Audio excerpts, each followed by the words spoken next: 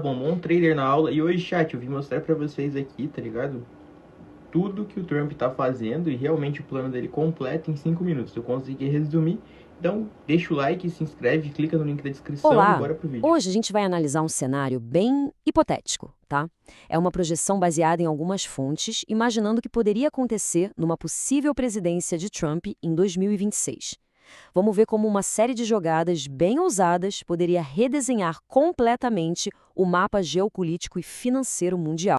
E tudo começa com essa frase aqui, uma frase forte, supostamente dita por Trump no início de 2026. Ela dá o tom de uma presidência que, nesse cenário, agiria com pouquíssimos limites externos, sabe? Onde a única bússola seria a própria vontade do presidente.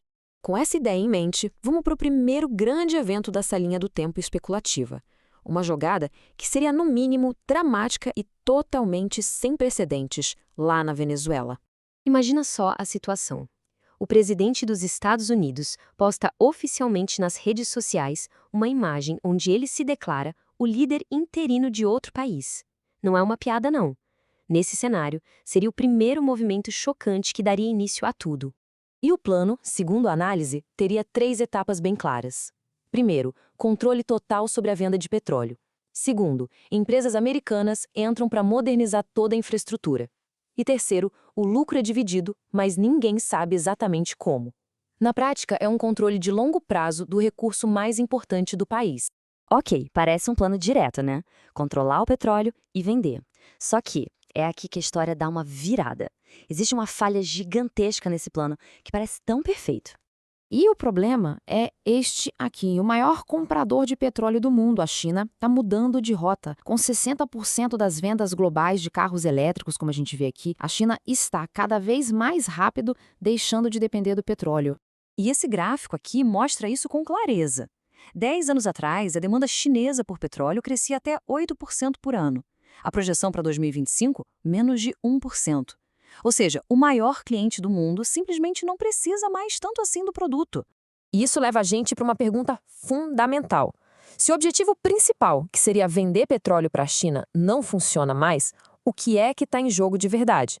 A resposta para isso muda todo o tabuleiro geopolítico. E é aqui que entra a próxima peça do quebra-cabeça.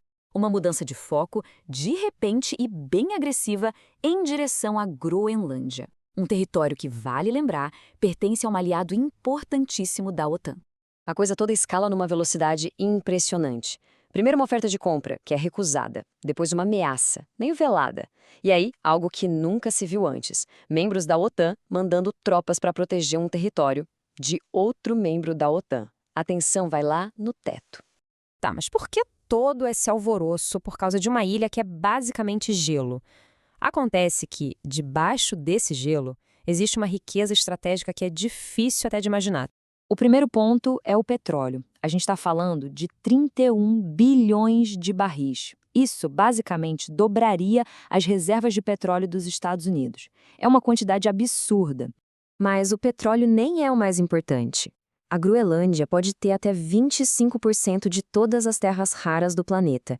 E esses minerais são a base de tudo hoje em dia, de celular a míssil. E ter acesso a eles seria a chave para quebrar o monopólio que a China tem hoje. Esse slide aqui resume bem o jogo. De um lado, os Estados Unidos precisando desesperadamente de uma fonte segura desses minerais. Do outro, a China, que controla quase todo o processamento global, o que dá a ela um poder de barganha imenso. A Groenlândia, então, vira o prêmio que pode mudar esse equilíbrio de forças. E para fechar o pacote, ainda tem o ouro. A gente está falando de trilhões de dólares em ouro e outros minerais preciosos que ainda nem foram explorados. A Groenlândia é literalmente uma mina de ouro estratégica. Certo, agora vamos juntar as peças. Venezuela, Groenlândia e tem mais um ponto de interesse. A análise sugere que um padrão bem claro está surgindo por trás dessas ações que, à primeira vista, parecem não ter conexão. E é aí que entra o Irã, um país com recursos gigantescos, um governo hostil aos Estados Unidos e com fortes laços com a China e a Rússia. Ele se encaixa perfeitamente no padrão que começa a se formar. E essa tabela aqui resume a tese principal da análise. O padrão é muito claro.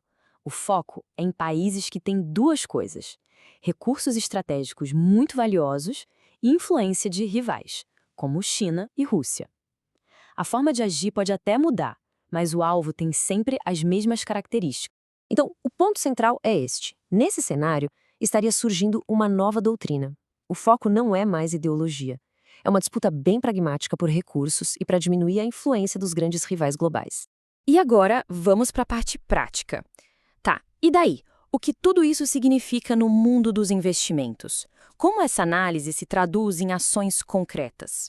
A fonte aponta 3 lições principais. Primeiro, recursos naturais vão se tornar cada vez mais importantes. Segundo, é essencial diversificar os investimentos pelo mundo para não correr riscos geopolíticos. E terceiro, o Bitcoin pode servir como uma proteção, um tipo de porto seguro em cenários de crise de moedas. E para ilustrar esse terceiro ponto, a análise cita o exemplo do Irã. Durante os protestos e o colapso da moeda local, o Bitcoin teria disparado, se valorizando mais de 30 vezes. Ele funcionou como uma reserva de valor quando o sistema financeiro tradicional simplesmente ruiu. E a gente termina com essa pergunta para todo mundo pensar.